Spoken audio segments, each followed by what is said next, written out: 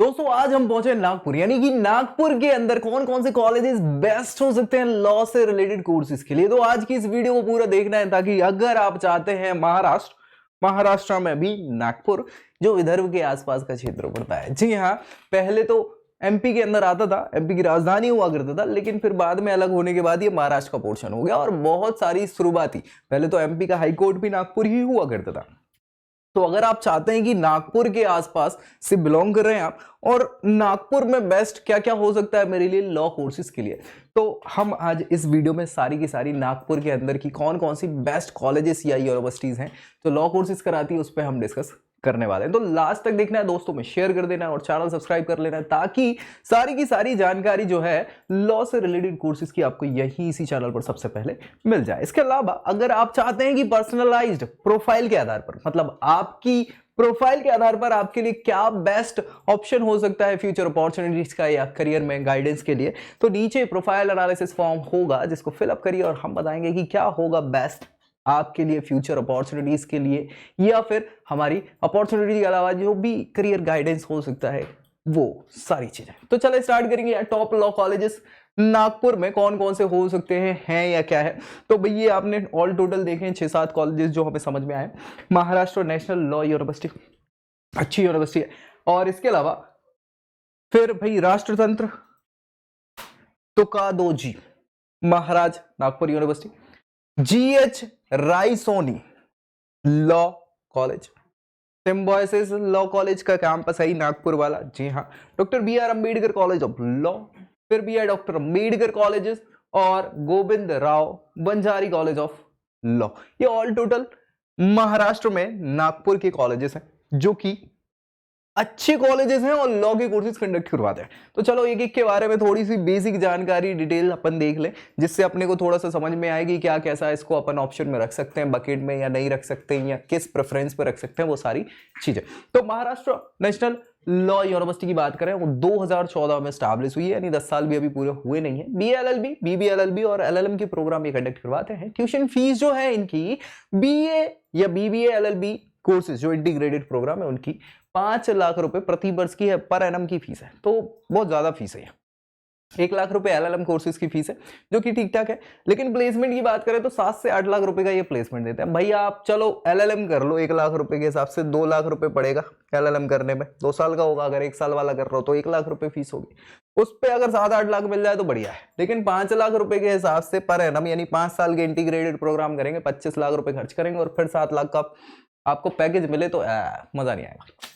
12वीं कक्षा होनी चाहिए, क्लैट के बेसिस के लिए 45% मिनिमम एलिजिबिलिटी लगती है और उसके बेसिस पे आपको ये कॉलेज मिल सकता है। तो अगर कुछ नहीं है ऑप्शन में तो अपन जरूर इसको रखेंगे, लेकिन फर्स्ट प्रायोरिटी पे तो बिल्कुल नहीं रखना। बहुत बढ़िया, चलो आगे बढ़ता है।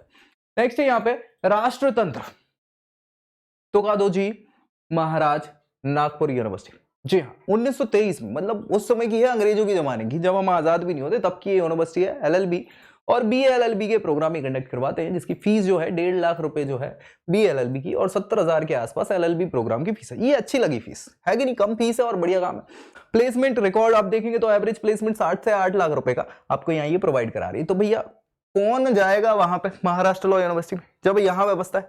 लेकिन हाँ, इसके लिए भाई रैंकिंग अच्छी होनी चाहिए, मेरिट में नाम होना चाहिए, अच्छे ऊपर अपना नाम होना चाहिए। तो इसके लिए क्या होता है कि महाराष्ट्र लॉ CET का एग्जाम होता है जो कि महाराष्ट्र स्टेट के लॉ कॉलेजेस में एडमिशन के लिए किया जाता है। उसके बारे में पूरी की पूरी जानकारी मैंने महाराष्ट्र लॉ CET पे बना चुका हूँ, तो प्लेलिस्ट में आपको वो सारा एग्जाम के बारे में पूरी जानकारी मिल जाएगी। उसको देना होता है जिसके लिए 12th क्लास में मिनिमम 45% आपकी एलिजिबिलिटी होनी चाहिए, उसको देने की, और उसके बाद अच्छे मार्क्स लेके उसमें CET के बेसिस पे आपको ये कॉलेज मिल जाता है। तो अच्छे मार्क्स लाने पड़ेंगे आपको यहाँ पे। GH रायसोनी लॉ कॉलेज 2016 में, ये तो और बाद में स्टैब्लिश हुआ है, 10 साल इनको भी नहीं हुए हैं, और BLLB और LLB के प्रोग्राम में कंडक्ट करवाते हैं। इनकी फीस जो है 1.23 lakhs के अराउंड BLLB की और 75K की अराउंड LLB प्रोग्राम की फीस है। एवरेज प्लेसमेंट 5 से 7 लाख का, तो ये भी कहीं से खराब नहीं है, इसको भी आप दूसरी प्रेफर रख सकते हैं।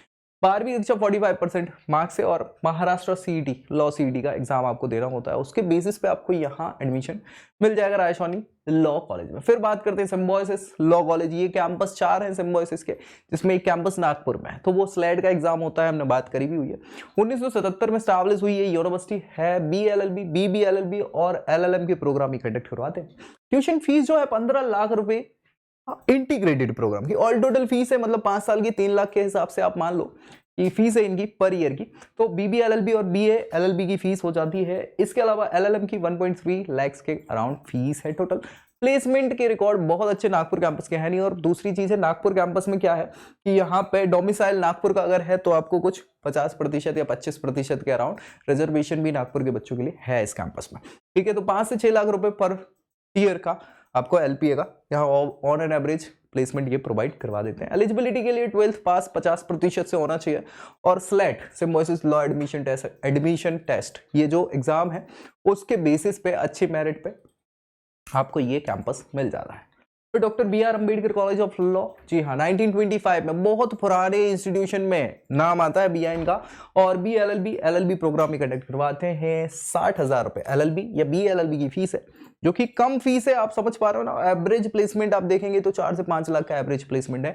कम फीस में बम मिलना अच्छी बात है, तो इसको भी प्रेफर आप पहले कर सकते हैं। एलिजिबिलिटी के लिए 45% होने चाहिए 12th में। और उसके बाद फिर महाराष्ट्र लॉ सीईटी का एग्जाम होता है, उसकी मेरिट के बेसिस पे आपको यहाँ एडमिशन मिल जाता है। नेक्स्ट हम बात करें डॉक्टर अम्बेडकर कॉलेज। ये सिंपल है, वो डॉक्टर अम्बेडकर साहब के नाम पे कॉलेज ऑफ लॉ था और ये डॉक्टर अम्बेडकर कॉलेज है। 1964 में स्टैब्लिश हुआ है। BLLB और LLB के प्रोग्राम में कंडक्ट करवाते हैं। यहाँ पे फीस जो है 1 लाख रुपए के करीब जो है BLLB और LLB प्रोग्राम की फीस पड़ती है। एवरेज प्लेसमेंट 3-4 लाख का पड़ता है, तो कहीं से खराब नहीं है भाई। कम, मेरा हमेशा से मानना वही है कि हम इन्वेस्ट जो कर रहे हैं उसका कुछ प्रॉफिट हमें मिले बाद में। भाई 1-1 लाख रुपए हम 4 साल तक अगर हम बैंक में भी जमा करते तो उसमें भी कुछ इंटरेस्ट मिलता, उसके साथ वो अमाउंट मिलता। वही चीज है यहाँ पे, है ना। हम टाइम भी दे रहे हैं, पढ़ भी रहे हैं और पैसे भी इन्वेस्ट कर रहे हैं, तो हमेशा प्लेसमेंट थोड़ा सा जो है जो हमने खर्च किया उससे उसके अराउंड रहे तो भी चलता है, उससे ज्यादा हो तो बहुत अच्छी बात है। तो वही चीज है, तो 3 से 4 लाख का यहाँ पे ऑन एन एवरेज प्लेसमेंट मिल जाता है, जो कहीं से खराब नहीं, क्योंकि इन्वेस्टमेंट हमने जो किया उसके बेसिस पे अच्छा है।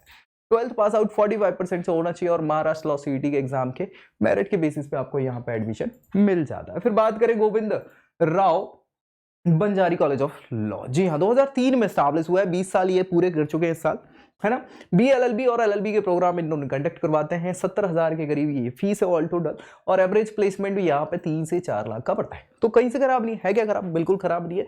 12वीं कक्षा 50% से और महाराष्ट्र लॉ सीईटी का एग्जाम आपको देना होता है, उसकी मेरिट के बेसिस पे आपको यहाँ पे एडमिशन मिल जाता है। तो भैया ऑल टोटल यहाँ हमने नागपुर के अंदर के जो इंपॉर्टेंट अच्छे कॉलेजेस हैं जो फीस कम लेते हैं, ज्यादा वाले भी देख लिए अपन ने, एवरेज प्लेसमेंट जिनका अच्छा है, तो उन सारे के सारे नागपुर के अंदर के लॉ कॉलेजेस की बात यहाँ हमने कर ली। फिर भी कई बार डाउट होता है कि क्या मुझे इन अच्छे कॉलेजेस में मिल पाएगा क्या एडमिशन, क्या और मेरे पास कोई और ऑप्शन है? तो पर्सनलाइज्ड प्रोफाइल के बेसिस पे आपको क्या मिल सकता है, क्या कॉलेज बेस्ट हो सकता है आपकी करियर अपॉर्चुनिटी के लिए, फ्यूचर अपॉर्चुनिटीज के लिए, वो हम बताएंगे। कैसे बताएंगे कि नीचे डिस्क्रिप्शन बॉक्स में मिलेगा आपको प्रोफाइल एनालिसिस फॉर्म, उसको फिलअप करिए और आपकी प्रोफाइल के आधार पर क्या बेस्ट होगा ये हम बताएंगे। तो मिलेंगे अगले वीडियो में अगली जानकारी के साथ, तब तक के लिए जय Hind. I hope you like this video. For more such videos, keep watching our channel and do not forget to like, share and subscribe.